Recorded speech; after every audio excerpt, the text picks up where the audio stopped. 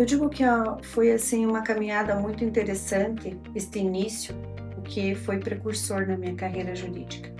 Eu não tinha pretensão alguma, a não ser eu tinha já traçado planos para uma carreira na área da medicina, da pediatria, mas ocorreu que eu acabei fazendo magistério por circunstância de estudar no colégio, já de freiras, no Sagrada Família, e então via-se naquela época como sendo magistério uma formação integral. Pois bem, não tinha ideia de lecionar, mas acabei indo e por acaso para o segundo grau de uma cidade do interior, quando eu me casei, na cidade de Ipiranga. E porventura me foi solicitado lecionar a disciplina para o segundo grau de Direito e Legislação.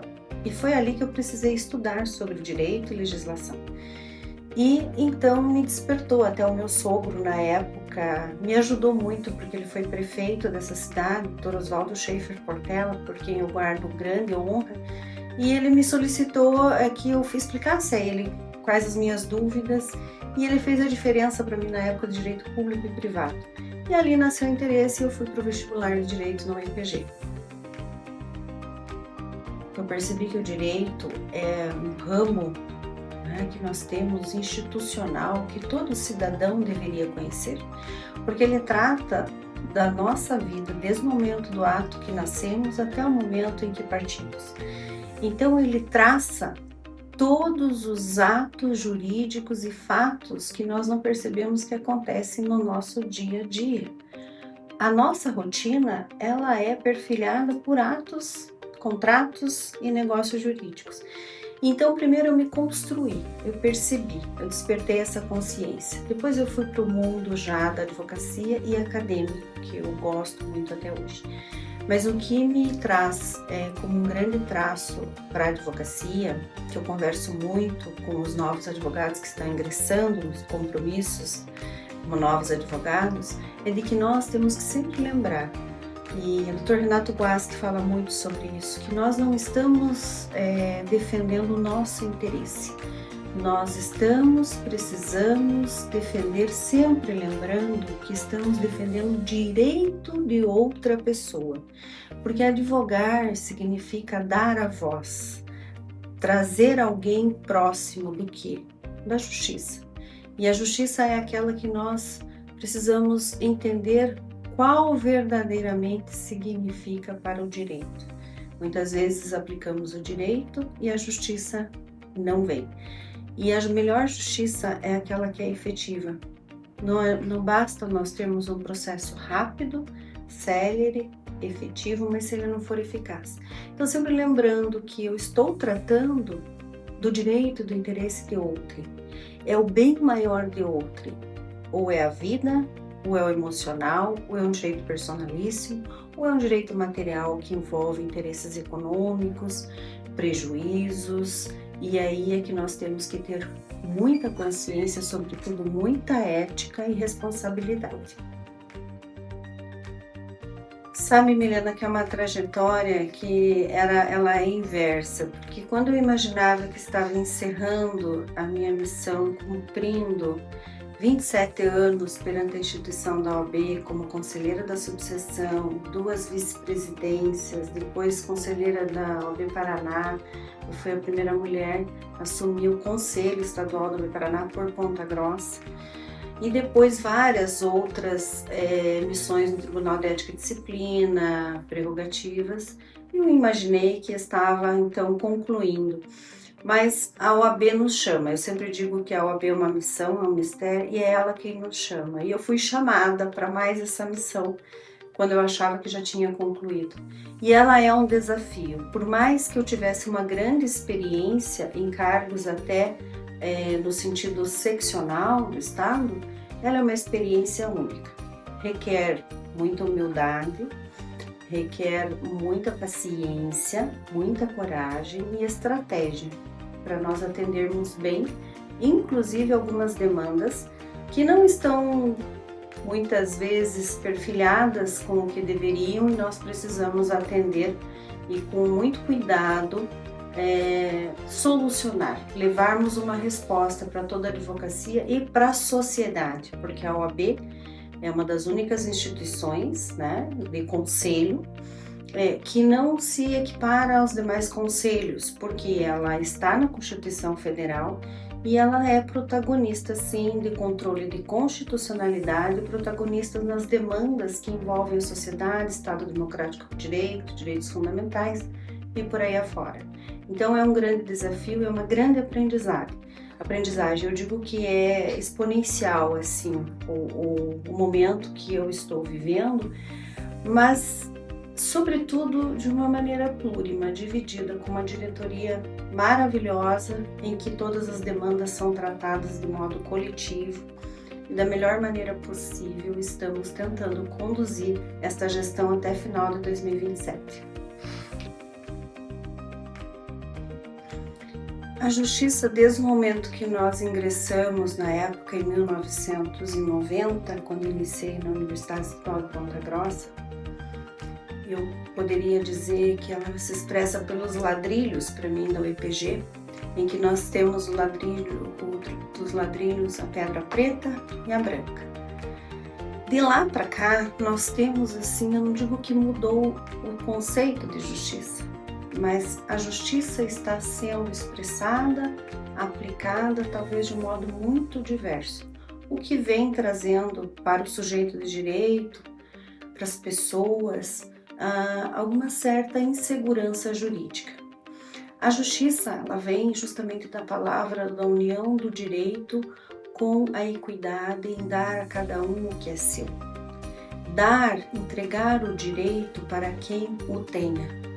Então, nesse sentido, algumas pessoas, sujeitos de direito, nem sempre estão tendo reconhecido este direito, pelo desequilíbrio, pelo modo como está se aplicando justamente um direito mais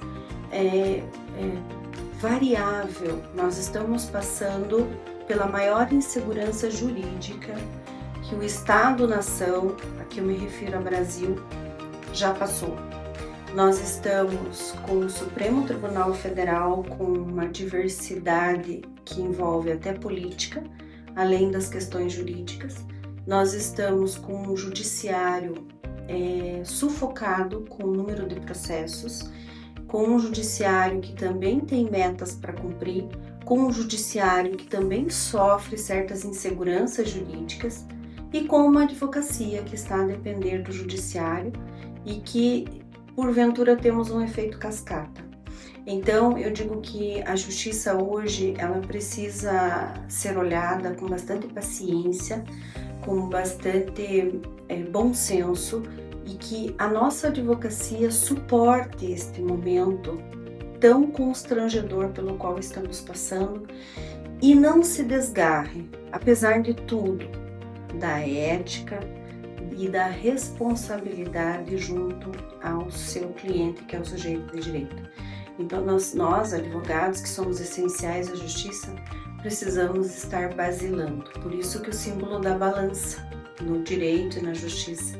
E por isso a deusa Têmis com os olhos vendados, que significa que a justiça deve dar a cada um o que é seu de maneira imparcial. E vemos que isso não tem acontecido de modo tão coerente. Não quer dizer que a justiça esteja falhando, quer dizer que aqueles que aplicam a justiça, aqueles que exercem e deveriam exercer bem, talvez não estejam tendo condições para isso. E as causas aí são variadas. Olha, eu iniciei muito uma advocacia para pessoas físicas na área do direito da família, previdenciário, inclusive eu fui procuradora do INSS credenciada há um tempo, aí em prol da autarquia federal. E também algumas relações do direito civil que envolvem demandas de pessoas individuais, pessoas físicas, né? Mas no decorrer eu acabei tendo, assim, uma caminhada que se direcionou automaticamente para o ramo empresarial. E este ramo empresarial me levou muito para audiências fora de Ponta Grossa, fora do Paraná. E eu digo então que o que mais me entusiasma, e isso também na demanda da pessoa física, são as audiências. Eu acho que a audiência de instrução, que é aquela em que não basta somente o ato para conciliação, mas onde as partes serão ouvidas, onde as testemunhas também serão ouvidas, onde o advogado tem a maior oportunidade da produção de provas, ela é a coroa do processo. E a audiência de instrução é o momento em que nós temos o princípio maior do direito, que é o princípio da oralidade.